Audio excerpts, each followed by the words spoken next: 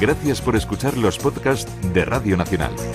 Acceda a todos los programas en rtv.es/a la carta. Espacio en Blanco. En Radio Nacional de España, con Miguel Blanco. 3:16, 2:16 en las Islas Canarias. Esto es Radio Nacional. Estás en la segunda parte del Espacio en Blanco con dos monstruos esta noche, Carlos Canales y Miguel del Rey, hablando de los jinetes del apocalipsis de la Segunda Guerra Mundial.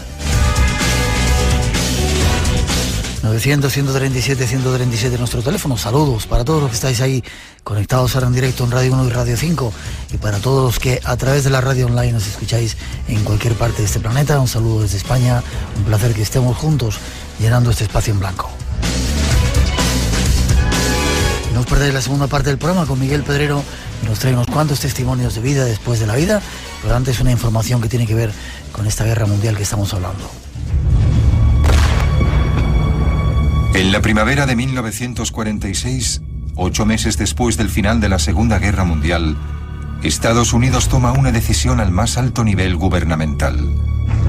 Envían al fondo del mar uno de los sistemas armamentísticos más avanzados de Japón para evitar que caiga en manos de la Unión Soviética. Yo estaba atónito. Cuando lo vi por el periscopio era un monstruo, se lo aseguro. En plena guerra, los científicos norteamericanos luchaban para desentrañar los misterios de la fuerza atómica, y los nazis desarrollaban misiles balísticos que dejaban caer explosivos sobre ciudades a cientos de kilómetros. Japón también construyó un arma secreta diseñada para bombardear las ciudades norteamericanas y obligar a que Estados Unidos se rindiera. Ahora, varias décadas después, un equipo de expertos investiga por qué Estados Unidos decidió mantenerla oculta.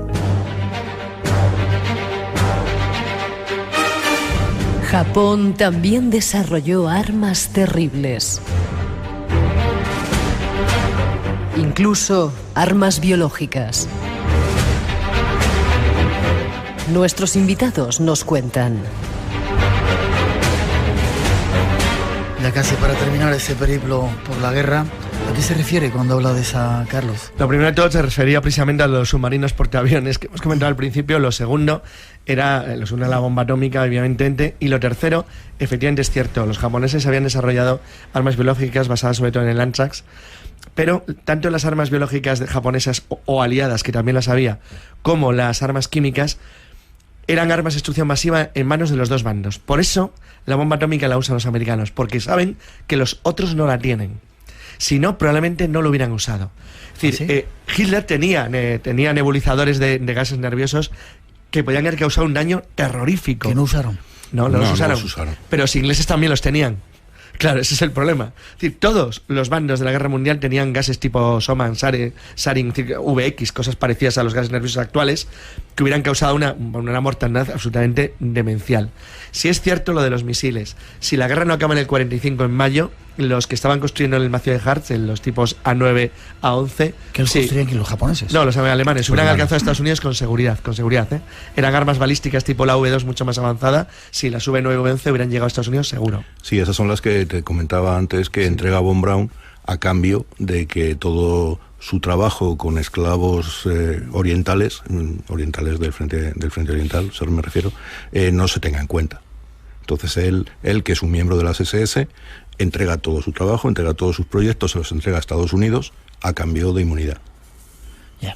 O sea que había por debajo una cantidad de armas terribles.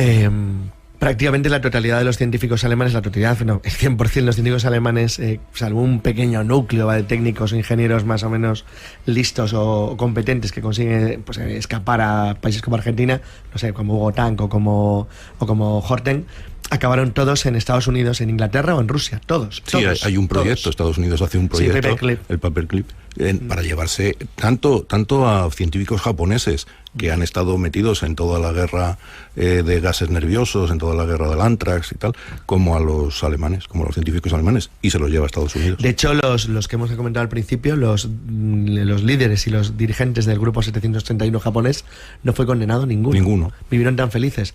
Porque a los aliados occidentales les interesaba conocer los tipos de experimentos que habían realizado sobre seres humanos vivos, dado que en Estados Unidos obviamente nadie los iba a hacer. Entonces tener esa documentación les vino muy bien. Y los dejaron vivir, ninguno tuvo ningún problema. Vivieron tan felices en Tokio ahí muriendo en ciudades japonesas. De hecho, la bomba atómica cuando se lanza sobre Japón, nosotros siempre lo hemos defendido así, es porque vuelve a ser un tema racial. ¿Dónde se puede probar la bomba atómica? Pues vamos a probarlo contra los japoneses, que son seres inferiores. No lo vamos a probar contra los blancos. Ah, ¿lo hicieron por eso? Claramente, sí. Claramente, de hecho ellos prueban 3 bombas, una de cada tipo. Claro, una de cada tipo. Trinity, que es la de Nuevo México, la primera, luego la de Hiroshima y Nagasaki, son 3 modelos diferentes. 3 modelos diferentes. A ver cuál es la que destruye más. Y de hecho las ciudades las eligieron, ellos tienen una lista de unas 7 ciudades que habían elegido en función de sus características. Hay un error muy curioso que está relacionado con el mundo de los hibakusas, de las personas que recibieron 2 bombas atómicas. O sea, que estaba en Hiroshima y luego en Nagasaki. Entonces, el motivo de por qué llevaron a los heridos de Hiroshima, Nagasaki, los japoneses, demuestra una inocencia realmente que es casi hasta enternecedora si no fuera por lo cruel de lo que ocurrió. Y es que ellos llegan a la conclusión, se dan cuenta y dicen que los americanos nunca bombardearon Nagasaki. Dicen, qué curioso, es verdad. Entonces llegan a una conclusión errónea, pero fíjate, piensan, como tiene la mayor colonia de cristianos de Japón, que era verdad, claro, los americanos no quieren bombardear a los cristianos, nos lo llevamos a Nagasaki, ahí cayó la segunda. Entonces, pero el problema es que en realidad habían elegido varias ciudades en función del daño que podían causar los 2 tipos de bomba. Entonces, realmente, si Paul Tibbets, si en uno de los bombardeos estuvieron a punto de cambiar la ruta, porque estaba nublado, había un problema atmosférico, pues le hubiera caído la bomba a la ciudad de al lado. Entonces, las ciudades que habían elegido como conejillos de indias no fueron atacadas, para calcular mejor el daño causado por la explosión nuclear. Entonces, esto se hace de una manera fría y metódica, casi criminal, una cosa absolutamente asesina. Sí, se bombardea una ciudad que es toda de madera, para ver si prende, si no prende, si se puede quemar, si no se puede quemar, que es cómo lo destruye, cómo no lo destruye. Es un método absolutamente criminal, eso es así.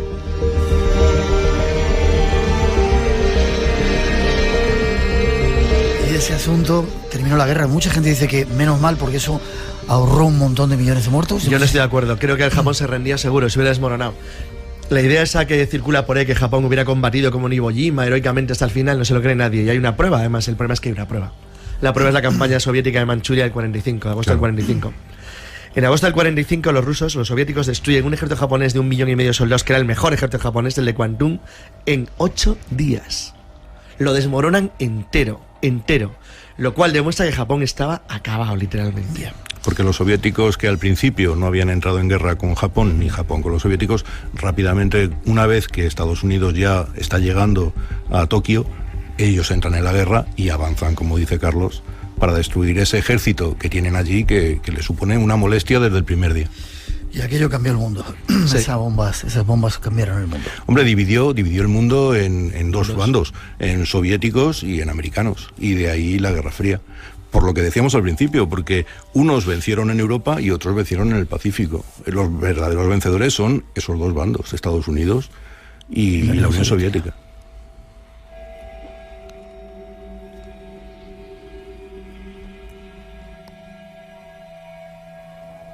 Tenemos que terminar. Ojalá no haya más guerras, ojalá no tengamos que hacer programas de este tipo. ¿No creéis que hayamos vivido ya una tercera guerra mundial? No, creo que afortunadamente no. ¿No creéis que el follón este que tenemos ahí con algunos rusos? No, lo que pasa es que sí es cierto que le dejan un poco hacer como dejaron hacer en su momento a Hitler.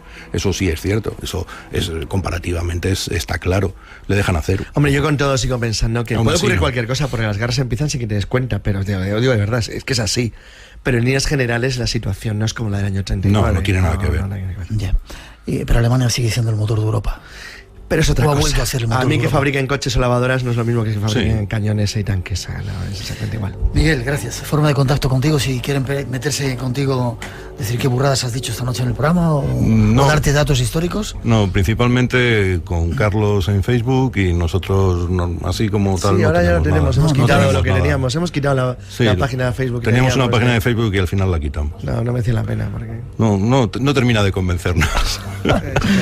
Gracias, ha sido un placer que estés con nosotros. Gracias a ti. Carlos, te digo lo mismo. Espero volver a verte y que sigamos disfrutando de la radio. A ver si me voy contigo a Egipto, joder. Me encantará. Gracias. Hasta luego. 3 y 16, 2 y 16 en las Islas Canarias. Antes de cambiar el escenario, despedir a estos dos monstruos que han estado con nosotros y recibir a Miguel Pedrero, información de ese premio que tenemos esta noche, no os lo perdáis.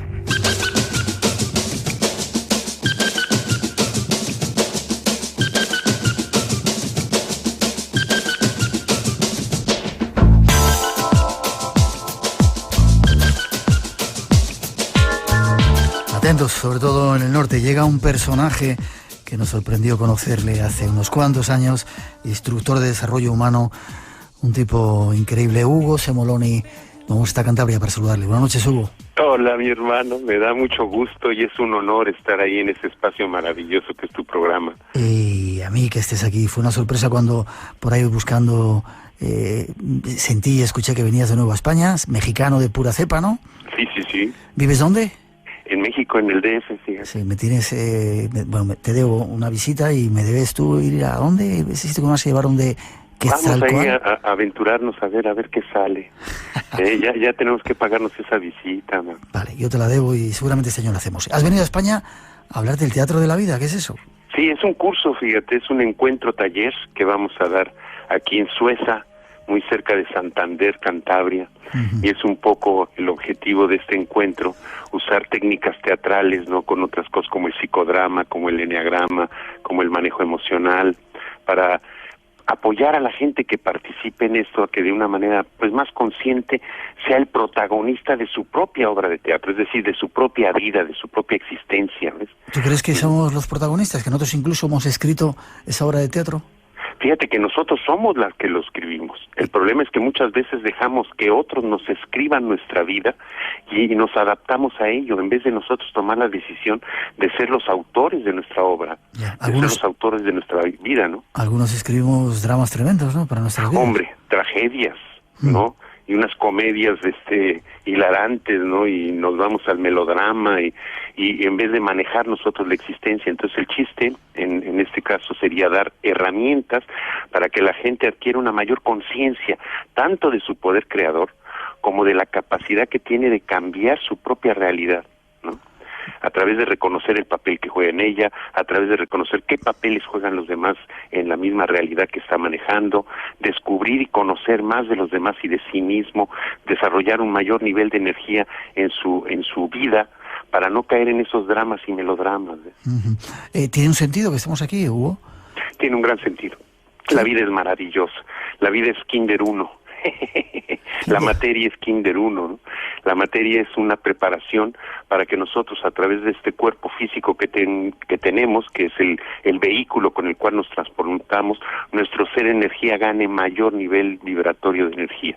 Y es a través de esa interrelación que tenemos con los demás, con el medio ambiente, con este maravilloso planeta que estamos viviendo, con las situaciones diarias, que las enfrentemos de una manera tal que nos enriquezca, que nos cargue de energía, que seamos cada vez más poderosos en el manejo de nuestra realidad.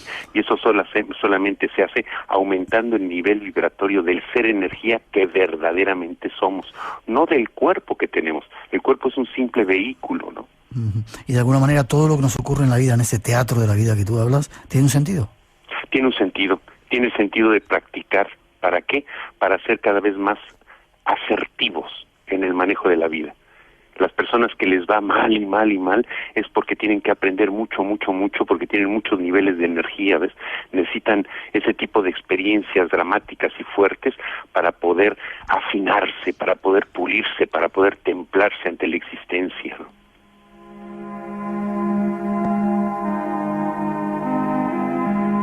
Y de alguna manera con esas técnicas uno puede ir refinando esa energía que tiene para que la vida sea más...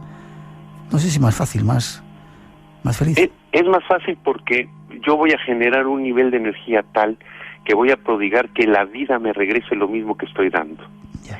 Si yo manejo una existencia con un nivel vibratorio alto, en lo más sublime del hombre, el universo mismo me va a recompensar, la vida misma me va a recompensar con lo sublime. Voy a traer eso a mi existencia, ¿ves? Lo voy a escribir en mi obra de teatro. lo vas a escribir en tu obra de teatro. Este es el personaje que está por España. Si podéis, si tenéis la oportunidad de conocerle, no os lo perdáis. En Cantabria ahora, ¿verdad? En Cantabria, en Suecia vamos a estar. En un momentito vamos a hablar con otra persona que nos va a dar los datos. Dime una cosita, una técnica, dame un apunte de lo que esa técnica que podemos utilizar para cambiar esas cosas que nos van mal o para subir nuestro nivel energético. Una es el conocimiento de qué personaje tengo y qué personaje están jugando los demás, que eso lo vamos a trabajar a través del eneagrama, que es una herramienta muy útil para conocer a los demás, saber con quién estamos tratando, un poder de negociación, cómo ayudarles y apoyarlos también en su realización y sobre todo a uno mismo. Otra es el psicodrama. Muchas veces tenemos ancladas experiencias anteriores que nos están impidiendo crecer porque fueron muy fuertes y nos están marcando en la vida. Y a través del psicodrama, de representarlas, de romper con esa liación, de cerrar los ciclos, se obtiene la energía que dejamos en esos lugares, en esos eventos, en esas experiencias, para poderla utilizar en el tiempo presente y que no nos duela el pasado, sino que sea un gran maestro de nuestra vida. Curioso. Este es Hugo Semoloni. En un momento, bueno, te despido a ti y luego hablamos con Begoña Abascal, que es un poco la responsable de haberte traído. Forma de contacto si la gente quiere conectar contigo, Hugo.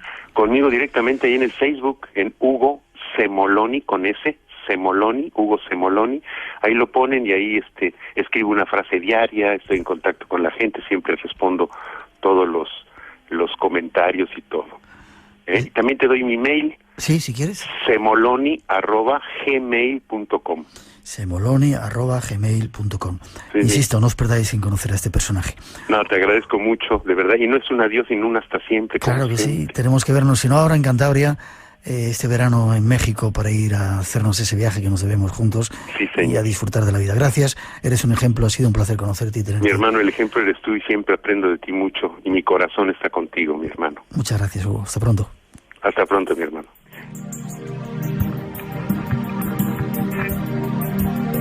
¿Begoña? Hola, sí. Begoña Abascal, ¿cómo estás? Hola, encantadísima de saludarte, Miguel. Es un placer. Y yo de que estés ahí. Eres un poco la responsable de que Hugo Semoloni esté ahora por España y en Cantabria. Dime qué va a hacer y cuándo va a hacer para darme un salto y ir para allá a veros. Eso es, te digo rápidamente. Va a ser, la fecha es el sábado 31 y domingo 1 de febrero. 31 y 1 de febrero, es decir, la semana que viene, ¿sí? Eso es, y el lugar va a ser en el Monasterio de la Santísima Trinidad de Sueza, Cantabria. ¿Monasterio en Sueza? Sí, un sitio maravilloso de silencio y de poder energético aquí en esta tierra. 2 días. Eso es, intensivos. No sé si dormiremos. ¿Ah, sí? Eso es. Eso es lo que nos dice Hugo. Dice, no sé si les vamos a dejar dormir. Qué bien. ¿El monasterio de monjas o monjes? Es un monasterio de monjas, sí, hermanas trinitarias. ¿Y ahí se come, ahí se...? Todo, o sea, es intensivo, con lo cual nos quedamos a dormir y comida y todo. ¿Hay que llevar algo, no sé, para dormir o...? No, es un sitio que es maravilloso en cuanto a que es una antigua hospedería que han rehabilitado y, bueno, pues las instalaciones están extraordinariamente bien, con baño privado en las habitaciones. Realmente es un lujazo en cuanto a digamos, al lugar, ¿no? ¿Sueza? ¿En qué parte de Cantabria? No lo conozco. Pues mira, está cerquitita de Somo, seguro que Somo sí te suena más. Sí. Exacto, muy cerca. Monasterio de Somo, 31, de Sueza, próximo fin de semana, 31 y 1 de febrero, una cita con el Teatro de la Vida con Hugo Semoloni. Espera que ponemos un poquito de música, que tomen lápiz y papel. Hay posibilidad de apuntarse todavía, ¿verdad? Perfecto, todavía queda alguna plaza. Sí, vale, pues un segundito a todos nuestros oyentes en Cantabria o quien quiera animarse a conocer a este personaje, no os lo perdáis.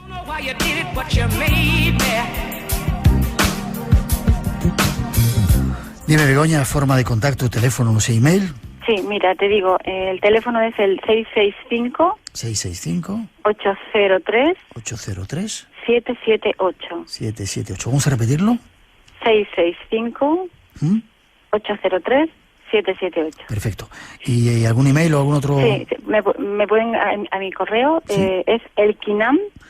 Elkinam con... Si quieres te lo deletreo, sí. Es E-L... ¿Sí? K... ¿Sí? de kilo, Y latina, perdón. ¿Sí? N... ¿Sí? A... M, terminado en M. En M. Elkinam, @ yahoo.es. Yahoo.es. Ahí están las dos direcciones, los dos métodos para ponernos en contacto para ese teatro de la vida. Begoña, gracias. Creo que tenemos un premio ahí, y quizá uno para dos. Sí, queríamos compartir, agradeciéndote como siempre tu maravilloso trabajo y para toda tu gente, que bueno, pues es un programa mítico en España y yo soy ferviente seguidora. Y de acuerdo con Hugo, que queríamos ofrecer a tu gente una invitación para 2 personas para poder asistir al curso en este fin de semana, totalmente gratuito. Perfecto. Pues lo lanzamos y vamos a ver qué es lo que ocurre. Si queréis, ya sabéis, podéis participar en ese mínimo concurso. Gracias, Begoña. Ojalá pudiera ir a veros. Ojalá. Abrazo fuerte a Hugo Semoloni y me encantaría disfrutar con vosotros el fin de semana. Hasta pronto. Gracias, un placer, un abrazo. Pronto.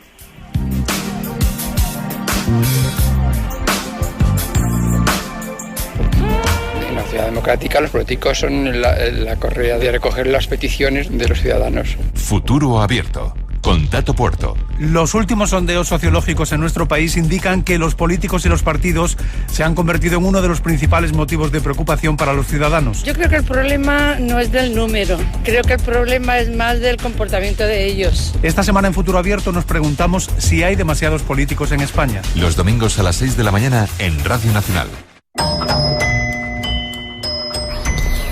Justo en el momento en que la noche se llena de oscuridad, en Radio Nacional abrimos para ti un espacio en blanco. De 2 a 4, en la madrugada del sábado al domingo, 1 hora antes en Canarias, la radio se llena de misterios. Espacio en blanco, en Radio Nacional, con Miguel Blanco. Ellos soy.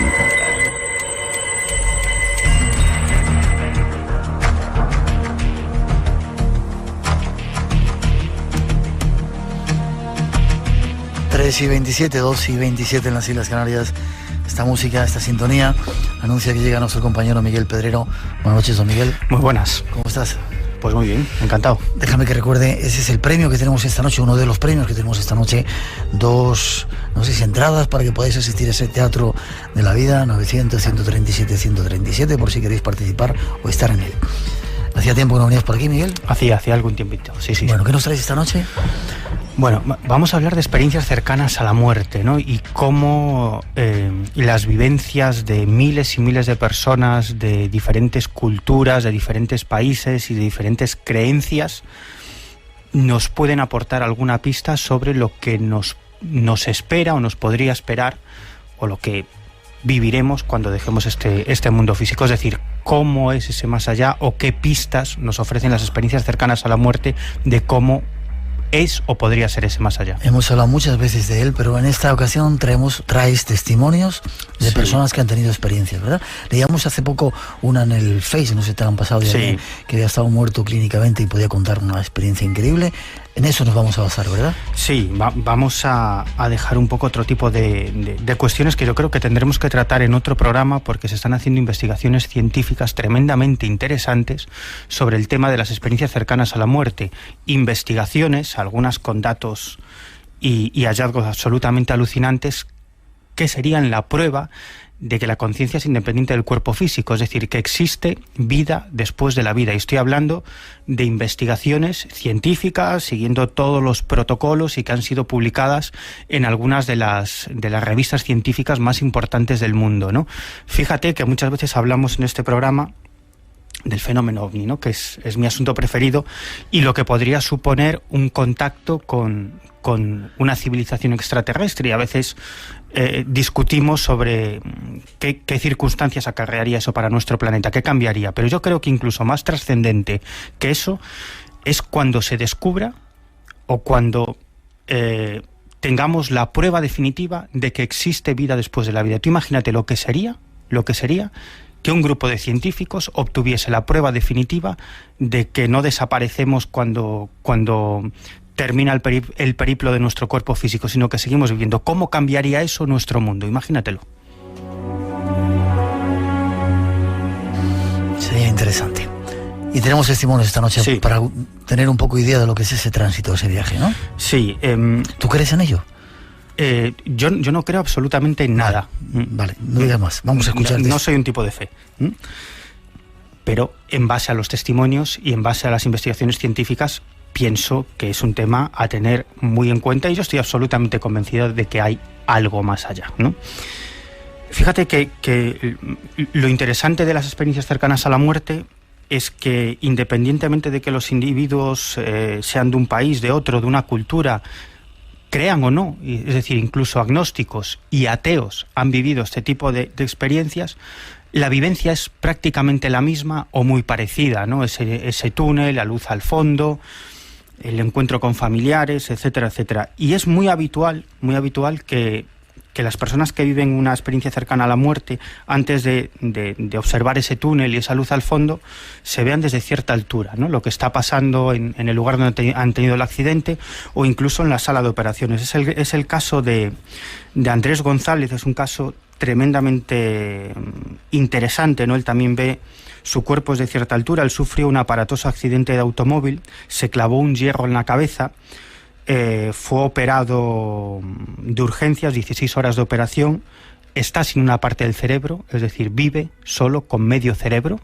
¿Español? Sí. ¿Testimonio que tú has recogido? Sí. Vive solo con medio cerebro. A raíz de ese accidente fue llevado al hospital de La Paz y, como te digo, estuvo en una sala de operaciones aproximadamente 16 horas. Los médicos piensan que es un absoluto milagro, nadie daba un duro por su vida, pero finalmente los médicos consiguieron reanimarlo. Sufrió obviamente un paro cardíaco cuando estaba en la sala de operaciones, y ahí, en ese momento, es cuando se produce la experiencia cercana a la muerte, y él ve claramente o siente claramente cómo su alma o su espíritu se desprende de su cuerpo físico. Al desprenderse del cuerpo, ocupó un espacio como de 1 metro, más o menos.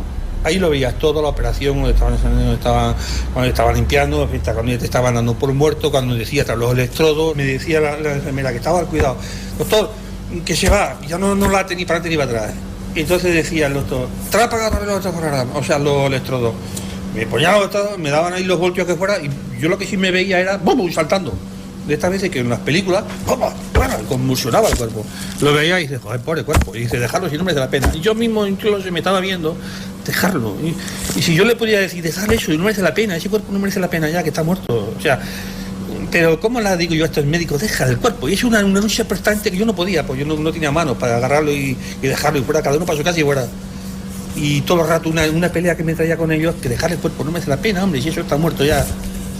Ahí sí, ahí ya lo vi 3 o 4 veces que me hicieron los electrodos. El tiempo no sé si fue tanto, media hora, 1 hora, ¿cuánto fue?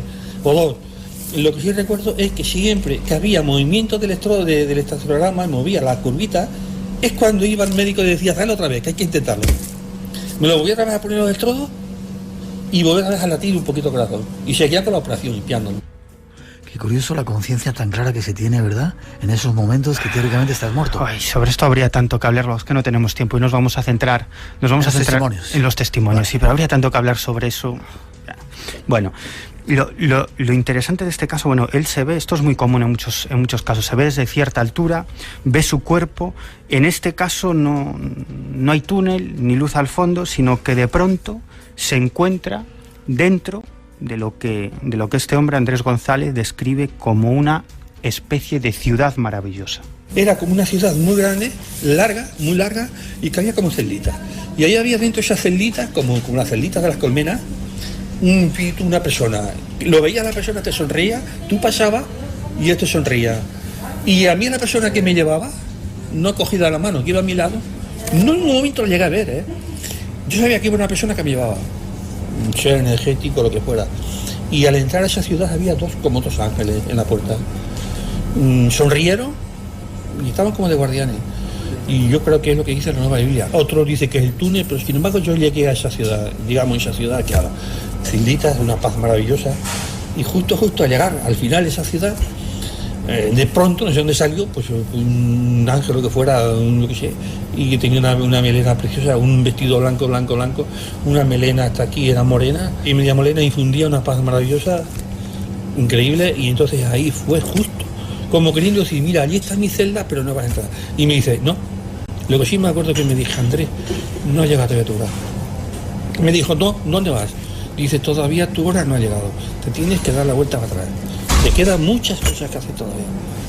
Él añade una descripción de un lugar que le da muchos detalles, ¿verdad? Sí, lo recuerda perfectamente, incluso esa descripción de las celdas que él va pasando por allí son como, me llega a decir en un momento de la conversación que parecen incluso como panales, ¿no? O algo así, y que él cuando iba a entrar a su lugar en ese sitio es cuando ese ser le dice, hasta aquí, no es tu hora.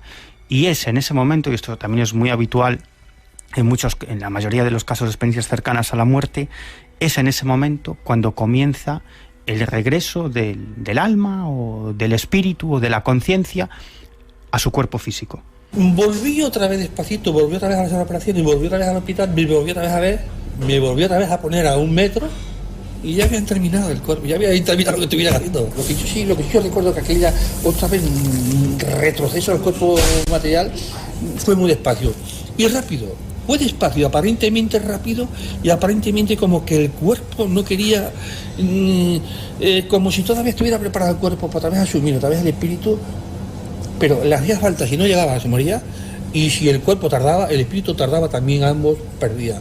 Y fue instantáneo, fue llegar a reconocer otra vez el cuerpo, estar un tiempo, yo no lo pude definir si estuve 5 minutos, 10 o 20, y inmediatamente volví otra vez a entrar en el cuerpo, y yo ahí ya recuerdo que en el momento que yo otra vez a reencarnar otra vez en el cuerpo ya no recuerdo más ni haber visto nada, y ahí se acabó la visión definitiva. Y sigue viviendo con una parte del cerebro. Sí, sigue viviendo con una parte del cerebro. El relato de Andrés González es muy amplio y tiene muchos detalles, lo que es que no tenemos tiempo, ¿no? Pero simplemente por quedarnos con uno que es tremendamente curioso. Él, cuando se veía desde lo alto, observó a una de las enfermeras que estaba en la sala de operaciones con tacones, ¿no? Y él decía que le molestaba muchísimo el ruido de los tacones, ¿no? En el suelo, ¿no? Y le sorprendió que hacía una enfermera con tacones, ¿no? Cuando se recupera, tiempo después, le pregunta a una de las enfermeras que le estaba cuidando, decía, oye, en la sala de operaciones tenías una compañera que iba con tacones. Claro, se quedaron absolutamente sorprendidos, era verdad, porque una enfermera se olvidó los zuecos, venía de la boda de una hermana, entonces tuvo que entrar rápidamente a la sala de operaciones en tacones, ¿no? Y él recordaba perfectamente a esa enfermera con esos tacones, ¿no? Qué curioso. ¿Más testimonios? Sí, muchos más. Lo que no sé si tendremos tiempo, pero fíjate, incluso más información de cómo podría ser ese más allá es el siguiente caso, ¿no? Es el caso de Gloria Rey. Esta mujer fue operada de un tumor en una mama y de varios quistes en su aparato reproductor, ¿no? Durante la operación, aparentemente no era una operación a vida o muerte, pero ya sabes lo que sucede, a veces hay complicaciones, y sufrió un paro cardíaco, es decir, un proceso de muerte clínica durante algunos minutos. Es en ese instante cuando ella ve una especie, lo que me describe como una especie de túnel de aspecto cuadrado, y al fondo una luz de gran belleza, ¿no? Bueno, esto de la luz es muy interesante porque todas las personas que pasan por esta experiencia lo describen, es como si las palabras le faltaran, ¿no? Para describir la paz, la belleza de esa luz, todos te dicen lo mismo, ¿no? Nunca he visto una luz así, ni nunca la veré hasta la próxima vez, hasta que definitivamente llegue al otro lado, ¿no? Ella traspasa esa luz de gran belleza, esa luz maravillosa, y sucede lo siguiente. Yo vi un sitio que no me asustaba nada, tenía mucha luz, y al lado derecho había una serie de personas esperándome, y al lado izquierdo otras personas de mi familia que habían fallecido, y entre ellas mi abuela. Bueno, pues veo que entro allí, no tengo miedo ninguno a entrar allí, ni nada. Y luego, bueno, me siento estupendamente, como diciendo, ay, qué liberada, porque yo no tengo una vida nada fácil, no la tuve ni la tengo, ¿no? Y veo pues un sitio con mucha luz, y veo que todas aquellas personas, familiares y otras personas que no conocía, ay, qué bien, que me recibían muy bien. Y yo entro así como en una cama, en una camilla así, me recorren como un pasillo yo allí toda contenta, hablando con todos, siento una tranquilidad, una cosa muy, una maravilla de sitio, una paz, y yo toda contenta y como pensando, ay Dios mío, ya se me acaban los problemas, se me acaba todo. Y al final, después de recorrer como un túnel pero iluminado, no sin luz, con luz, y que no te daba miedo ninguno, o sea, no, y al final, después veo que la gente dice, ay, que se quede aquí, qué bien. Mi madrina, la tía que me había criado, todas que ya habían fallecido allí, que ay, qué bien, Gloria, que se quede aquí. Y al final, de como que había recorrido así bastante, hay un señor. ¿Hay un señor? Hay un señor, ¿no? Esta es otra figura clásica de las experiencias cercanas a la muerte. Sí, porque habla de los tópicos, los familiares fallecidos que la esperan, la luz, sí, lo bien que se encuentra. En este caso veía prácticamente todos sus familiares fallecidos, ¿no? Que le decían o que se dirigían a esa figura superior o esa figura celestial diciéndole que se quede. Ella se quería quedar, todas las personas que viven en una ICM se quieren quedar. Yo recuerdo casos que quizás emitiremos en otro programa porque he recopilado muchísimos de personas a las que en el momento que los médicos logran reanimarlas, las primeras palabras que salen de su boca son insultos hacia los médicos, ¿no? Insultos muy gruesos por haberlos sacado de ese sitio tan maravilloso, ¿no? Pero esta figura es la típica, un ser celestial, un ángel, otros dicen que es Dios, a veces es un familiar, pero normalmente suele ser una figura superior que es quien dice, hasta aquí, ¿no? Hasta aquí, no puedes continuar, tienes que regresar. Eso fue exactamente lo que le sucedió a Gloria. Entonces yo me veo frente a él, ya te digo, me encuentro estupendamente y todos diciendo, ay, qué bien, que se quede aquí, qué bien y tal. Y él dice, no, ella tiene que volver, porque aún tiene muchas cosas que vivir. Tiene que volver, y todos diciéndole, no, déjala que se quede aquí, que se quede. No, ella tiene que volver, que aún tiene muchas cosas que vivir. Y en ese momento, pues, perdí esa imagen. Hay preguntas para las que la ciencia aún no tiene respuesta. Enigmas sin descifrar. Atrévete a emprender un viaje hacia lo desconocido con Espacio en Blanco. En Radio Nacional de España, con Miguel Blanco. Y con Miguel Pedrero esta noche cuando son las 3:43, 2:43 en las Islas Canarias, hablando de testimonios de vida después de la vida. Más testimonios, Miguel.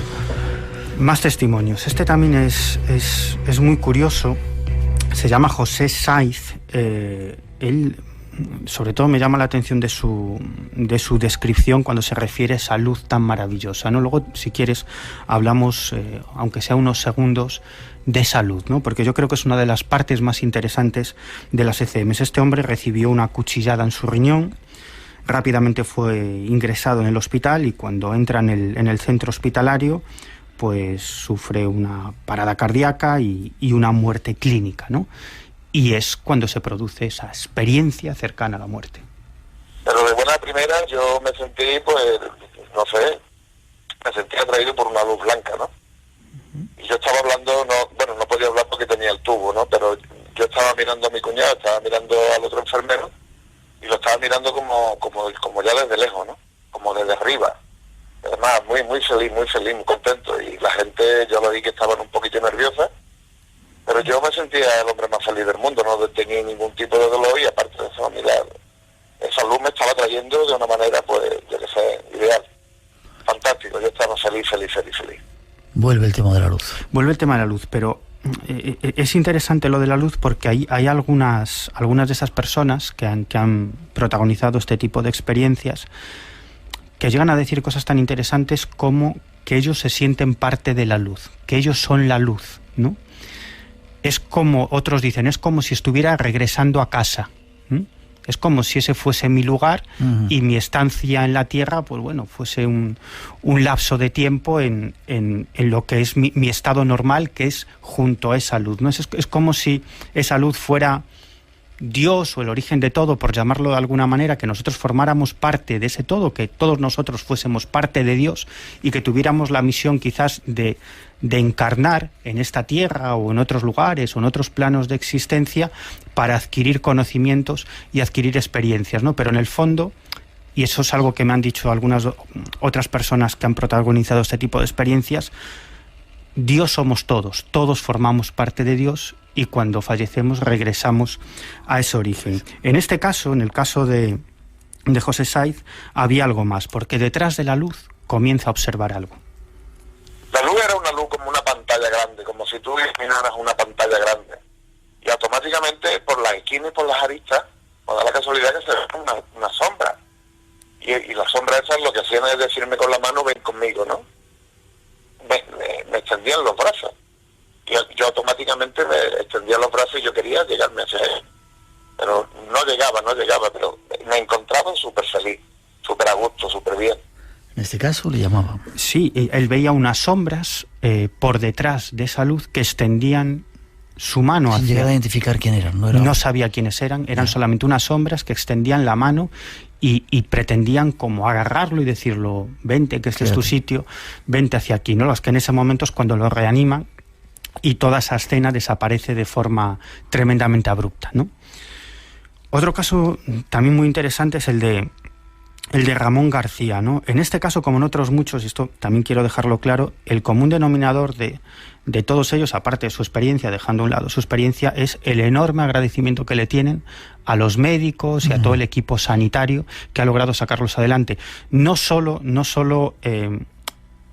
cuando los médicos los logran reanimar o salvarles la vida en circunstancias muy extremas, sino luego la recuperación, ¿no?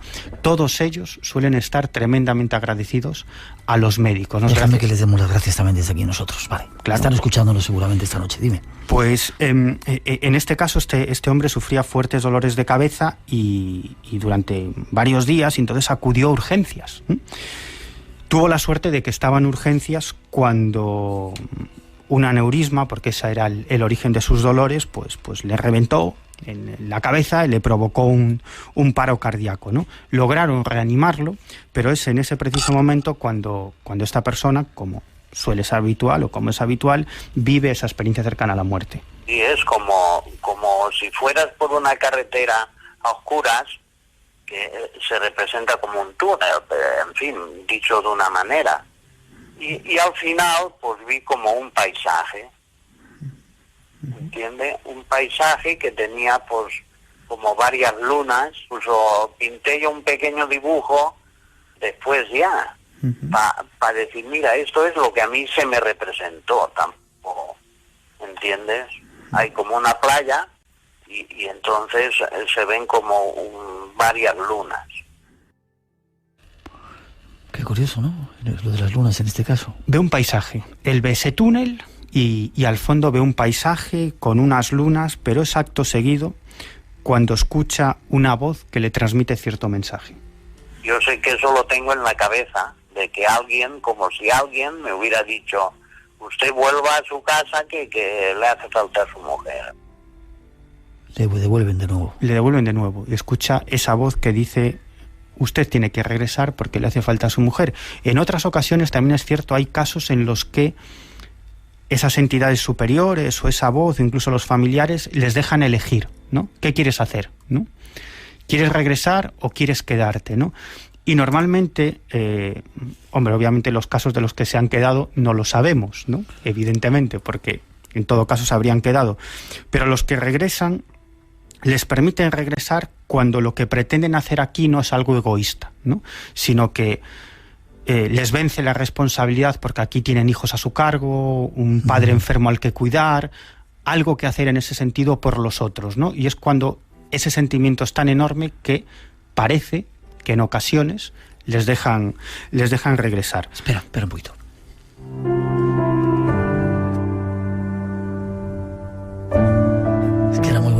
decías, había que poner un poquito de musiquita. Sí, cuando quieras. El siguiente caso es tremendamente interesante, ¿no? Tremendamente interesante. En este caso ya no hablamos de experiencias cercanas a la muerte, sino que hablamos de otra cosa.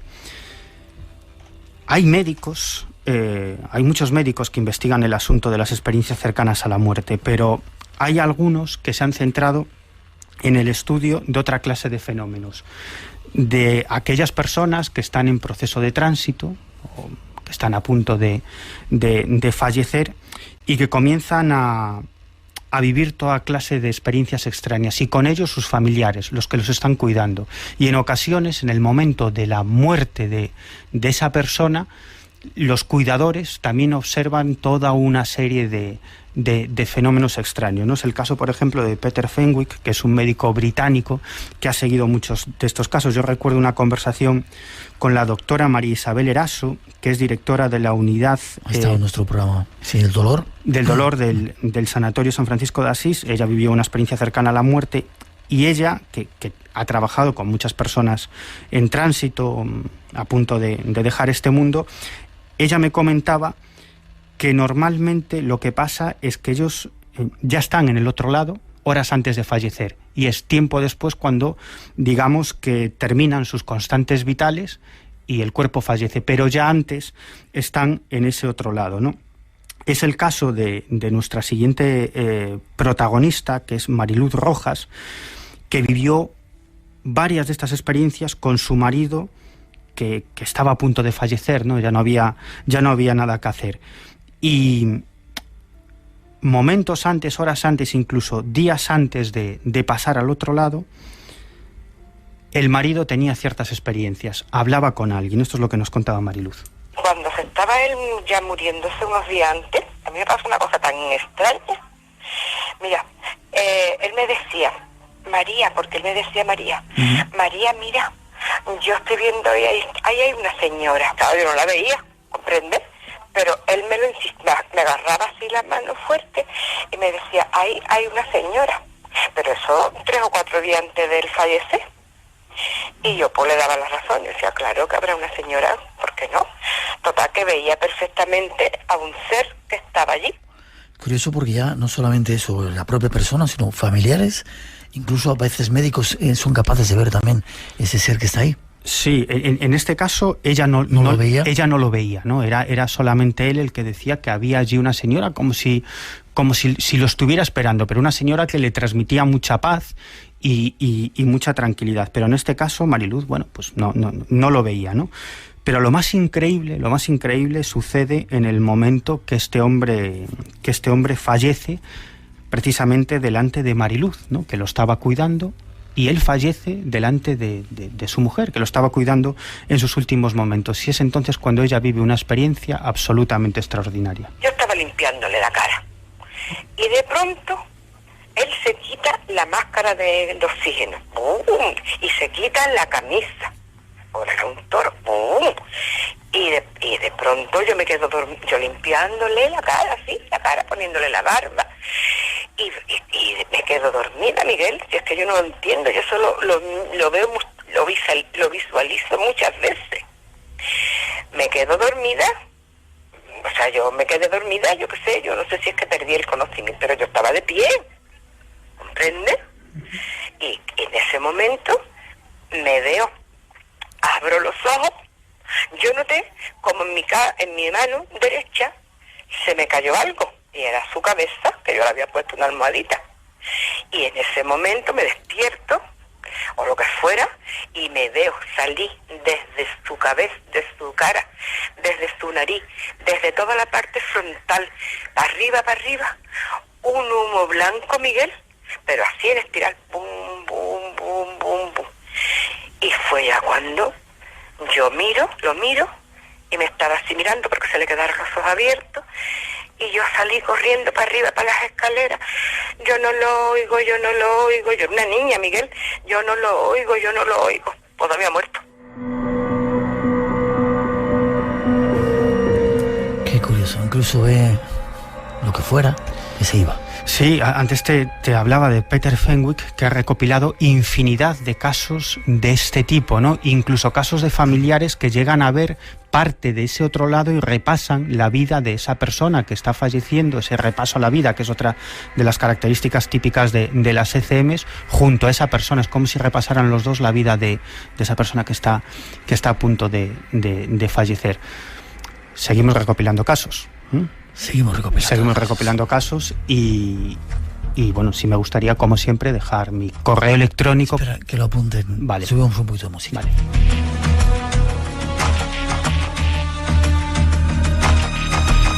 Gracias, Miguel, por tu trabajo, por esa recopilación de datos, de casos, por ese trabajo que haces para sacar los cortes. Hay unos cuantos esperando ahí. Contestas a casi todo el mundo, ¿verdad? Sí. Si tenéis experiencias que hayáis vivido de estas de ovnis que le gustan, de esos visitantes oscuros que a veces no aparecen por las noches, ¿cuál es tu forma de contacto? Muy sencillo, es miguelpedrero@hotmail.com, miguelpedrero@hotmail.com, y como tú dices, contesto a prácticamente todo el mundo. Se me puede escapar algo, pero procuro hablar con todo el mundo y escuchar sus historias. Gracias, Miguel Pedrero. El yerno ideal dicen que es. Gracias por estar con nosotros en el equipo. Hasta la próxima. Nos vemos prontito. Gracias.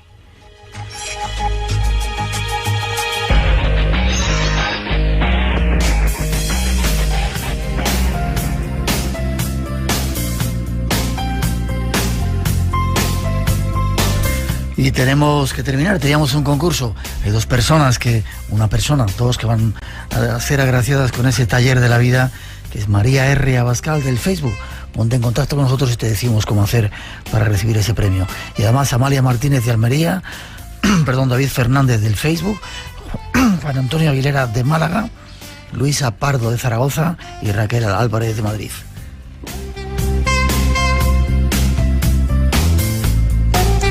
Gracias a unos cuantos amigos que vinieron a vernos, nos quedamos sin voz ya. Volvemos en 7 días, seguimos investigando temas aquí en Radio Nacional y ahora hasta las 4 os dejamos con un poquito nuestra mejor música.